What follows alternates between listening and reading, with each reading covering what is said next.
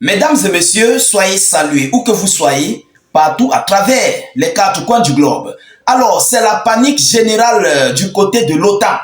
Le chef d'État russe Vladimir Poutine vient d'effectuer une sortie fracassante, très inquiétante pour l'Ukraine et ses alliés américains et otaniens. Alors, concernant ici la doctrine nucléaire russe qui vient d'être actualisée, rectifiée et approuvée par le chef d'État Vladimir Poutine. Mais ce qui est inquiétant, ce sont les points clés de cette doctrine nucléaire qui viennent d'être ratifiés. Et oui, vous savez, le 25 septembre dernier, la Russie avait procédé à la ratification de sa doctrine nucléaire, mais M. Poutine avait le droit de retoucher certains points clés et il a fini de le faire. Alors, on vient de publier officiellement ici la doctrine nucléaire russe, la nouvelle doctrine, il faut que je le dise ainsi, la nouvelle doctrine nucléaire russe. Ce qui inquiète les membres de l'OTAN et des États-Unis d'Amérique, ce sont les différents points clés qui se trouvent que Vladimir Poutine a ajoutés là. Alors, et il le fait en quelle période? Il le fait le jour où l'Ukraine a visé les premiers systèmes attaquants américains sur le sol de la Fédération de Russie. C'est ce jour-là que la Russie a publié cette nouvelle doctrine nucléaire. Bon, plusieurs internautes se posent des questions. Est-ce que la Russie avait des renseignements concernant les premières frappes attaquantes venant des États-Unis d'Amérique? Voilà la grosse question que plusieurs personnes se posent. Alors, chers dames, chers messieurs, dans cette nouvelle doctrine nucléaire, qu'est-ce que Poutine a ajouté là-dessus? Qu'est-ce qu'il a encore mis là-dessus? Et ça inquiète très fort les pays de l'OTAN. Vous comprenez?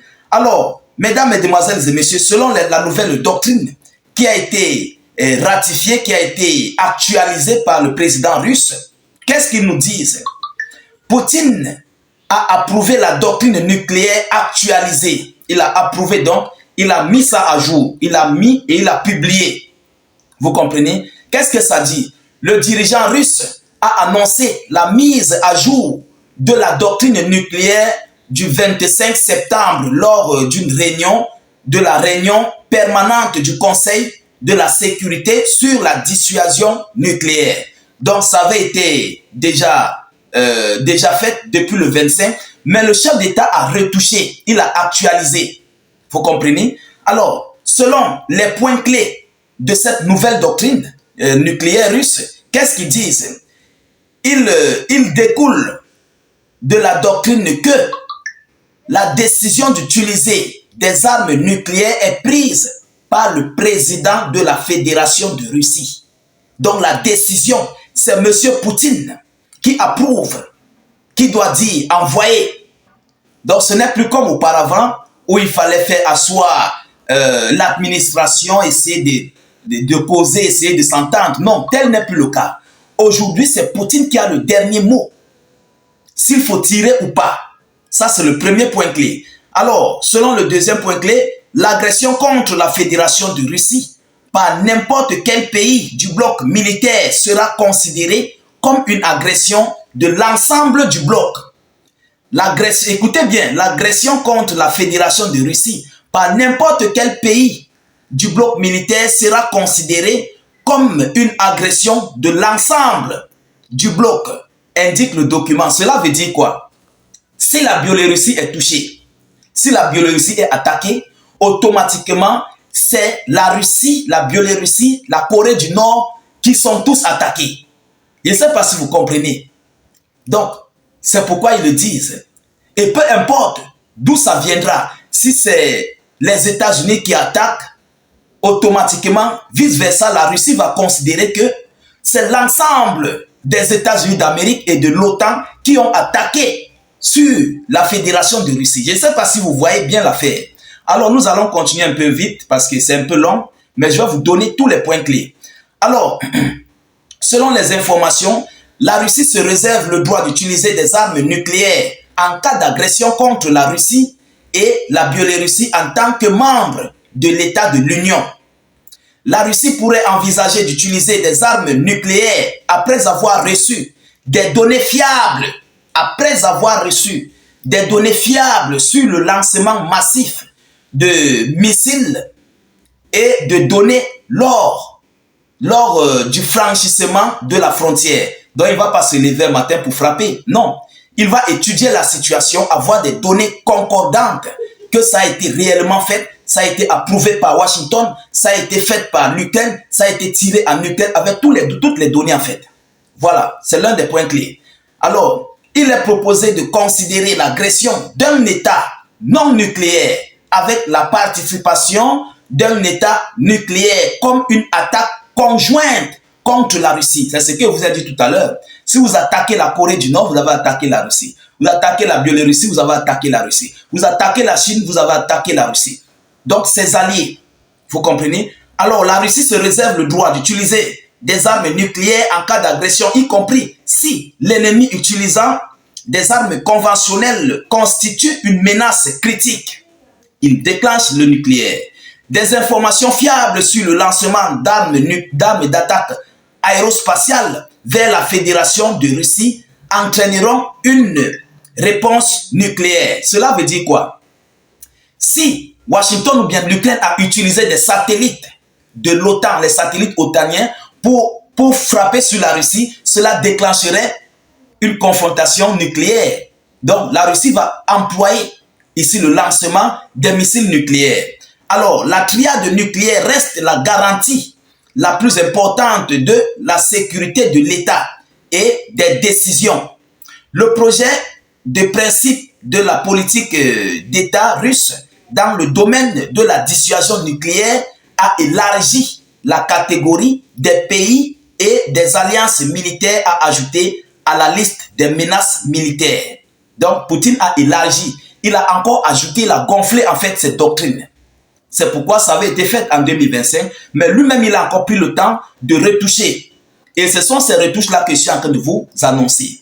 Alors, au cours de l'année écoulée, les experts ont procédé à une analyse approfondie et évalué la nécessité d'ajuster les approches concernant l'utilisation éventuelle des forces nucléaires. Ce sont des experts eux-mêmes qui avaient étudié cette situation et ils avaient dit qu'on doit retoucher. Donc le président russe devrait retoucher. Vous comprenez, ça n'a pas été fait au hasard. Alors, les clarifications des principes fondamentaux de la politique de l'État russe dans le domaine de la dissuasion nucléaire sont vérifiées et proportionnées aux menaces et risques militaires.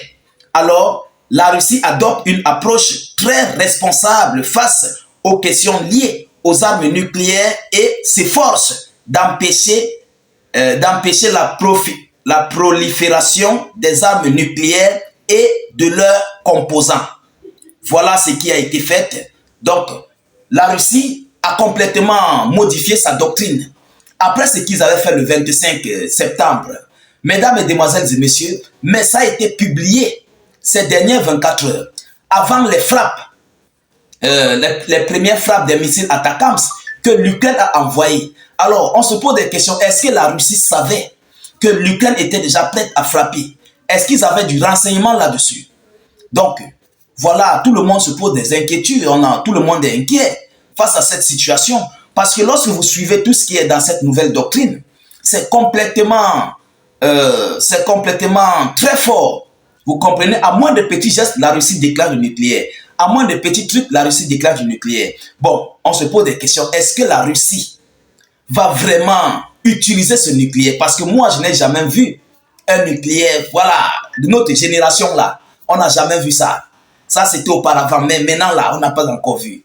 Est-ce que la Russie va nous faire voir cet acte? Voilà la question qui reste posée. En d'autres termes, est-ce que la Russie va utiliser le nucléaire, réellement dit? Voilà la question.